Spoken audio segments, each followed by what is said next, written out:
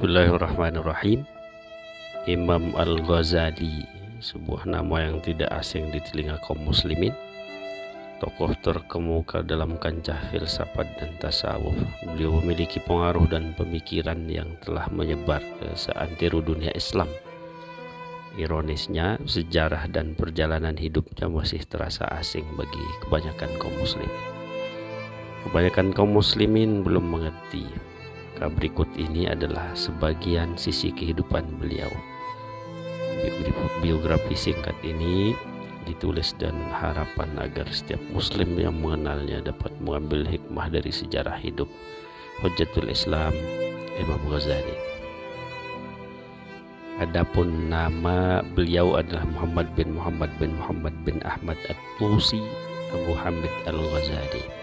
Beliau dilahirkan di kota Tusi pada tahun 450 Hijriah dari keluarga yang saleh dan memiliki seorang saudara yang bernama Ahmad. Ayah beliau adalah seorang laki-laki saleh di mana beliau tidak makan kecuali dari hasil usahanya, yaitu pengrajin kain suf atau kain wol. Beliau berkeliling mengunjungi ahli fikih dan bermajlis dan mereka serta memberikan nafkah semampunya. Apabila mendengar perkataan mereka, para ulama fikih maksudnya, beliau menangis dan berdoa mohon diberi anak yang faqih, orang yang memiliki pemahaman yang mendalam di bidang agama.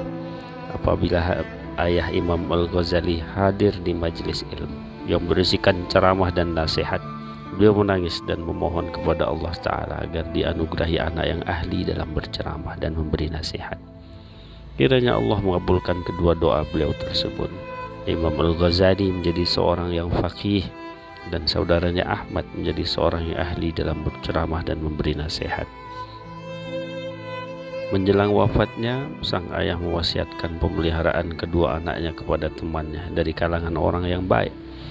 Beliau berpesan, sungguh saya menyesal tidak belajar khat atau tulis-menulis Arab, dan saya ingin memperbaiki apa yang telah saya alami pada kedua anak saya ini. Maka saya mohon agar Anda mengajarinya dan harta yang saya tinggalkan boleh dihabiskan untuk keduanya. Masya Allah.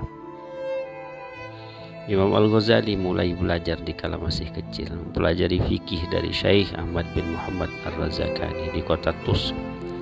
Kemudian berangkat ke Jurjan untuk mengambil ilmu dari Imam Abu Nasr Al-Ismaili dan menulis buku At-Ta'liqah, kemudian pulang ke Tusi. Beliau mendatangi kota Naisabur dan berguru kepada Imam Haramain Al-Juwaini dengan penuh kesungguhan sehingga berhasil menguasai dengan sangat baik fikih mazhab Syafi'i, fikih khilaf, ilmu perdebatan, usul, mantiq, hikmah, filsafat dan lain-lain. Beliau pun mengalami perkataan para ahli ilmu tersebut dan membantah orang yang menyelisihinya. Beliau menyusun tulisan yang membuat kagum guru beliau, yaitu Imam Al-Juwaini.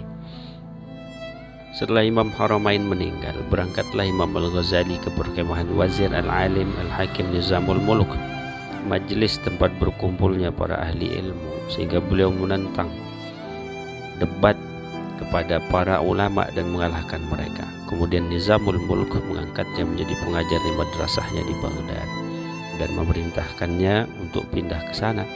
Maka pada tahun 484 Hijriah, beliau berangkat ke Baghdad dan mengajar di Madrasah Nizamiyah pada usia 30-an tahun.